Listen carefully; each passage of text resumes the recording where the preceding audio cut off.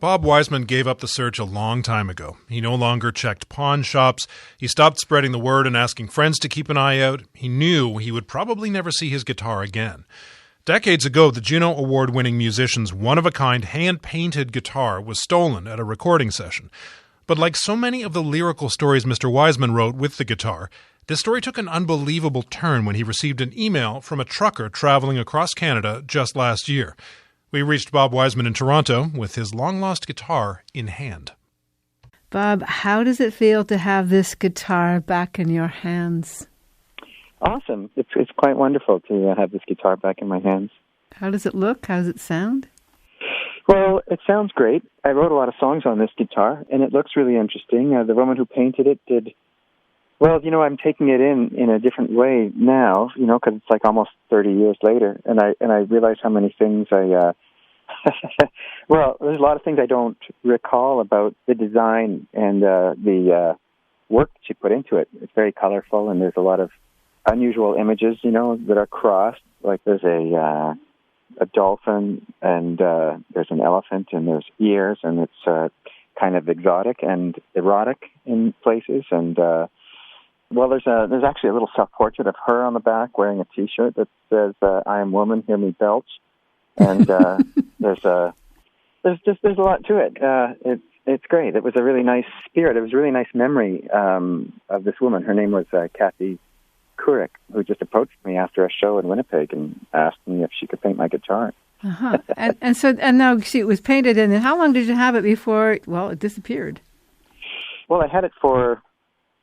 Well, I can't tell you precisely. Probably at least a couple of years, at least 3 years. I wrote a couple of records of songs on this guitar before it was stolen. It was stolen from my van. I was producing a record for Andrew Cash at the time in a place called Street Brothers, which was in Etobicoke or maybe Mimico, and it was in an empty parking lot. My radar would go off these days, but back then, all my equipment was in the back of the car, and it was really, I still remember the gut feeling of going out and it being dark and seeing the window smashed and everything gone, and just not realizing that about the world, and in the following days, everyone asked me if I had insurance, and, and I kept having to say, no, I didn't have insurance.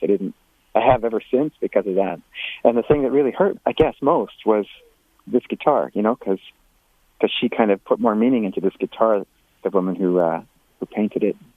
This is back here. Were you still with Blue Rodeo at that point? No, I think I had already quit Blue Rodeo. I think it was probably a couple of years after that. So you were on your own then? That's right. And so now, see, this guitar is gone, and did you ever, a lot of this stuff was recovered, did you ever think you would see the guitar again? No, I kind of made my peace with it. Yeah, I moved on. I realized, we recovered all the other equipment through pawn shops, but the guitar remained unfound. And so this guy called me out of the blue last year because he basically bought it 20 years ago in a pawn shop, I think, somewhere in Quebec.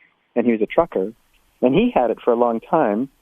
And his daughter at one point saw inside the guitar Kathy's name, or no, on the back, where I told you about the little cartoon she drew of herself with the funny T-shirt. Her name was handwritten. And so his daughter, she ended up searching out Kathy and finding her in Winnipeg. And Bill, the guy who called me, is a trucker who goes across the country doing work. And so I think he just looked her up in Winnipeg. He brought the guitar with him. He wanted to kind of just show her that he had the guitar now. Wow. And so how did she react when Bill the trucker showed up with the guitar that she had painted?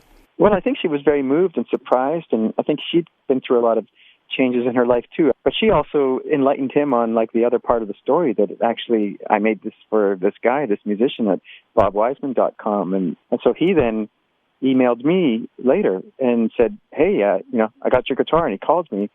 And it was a beautiful, that's the real story, is this guy being that kind of kind and sensitive and gracious to kind of think, after he met me and talked to me and found out more about the story, didn't like the idea that the thing that he owned had been ripped off originally. And I didn't guilt trip him or anything. I thought, okay, it's his guitar now or whatever. It was after we first spoke that, like a week or sometime after that, he called me back and said, hey, I want you to have this back, you know? Wow. Now, so did he tell you anything about how he came to buy the guitar, where he found it, what it meant to him? He told me that he got it at a pawn shop somewhere in Quebec, I think. And yeah, I believe he's a guitar player and a musician, and he has a collection of guitars. I met him and his wife earlier today when he gave it back to me, and his wife made mention of like the fact that he's got that he has a man cave, as she said, with a lot of guitars in it and whatnot. And he had one condition when he called me last week to return it, which was, I have a book that came out last month on ECW Press about intersections of the different music things I do and consciousness, and he said he wanted a copy of the book signed. And that's so it? That's it. So this is you're bearing the lead here. So you finally met Bill, the trucker, yes. today. And what was that meeting like? It was awesome. It was great. Him and his wife. We met at High Park. He drove in. He lives in a small town, I think, called Merrickville, outside of Ottawa. And he drove to Toronto today just to return the guitar. It was great. Yeah, I really enjoy people that are, generous. Life's short, and doing meaningful things makes it more worthwhile. All right, I think that we can't see what it looks like, but we can hear what it sounds like. So do you think you'd just play a bit for us? Yeah, I could play a bit for you.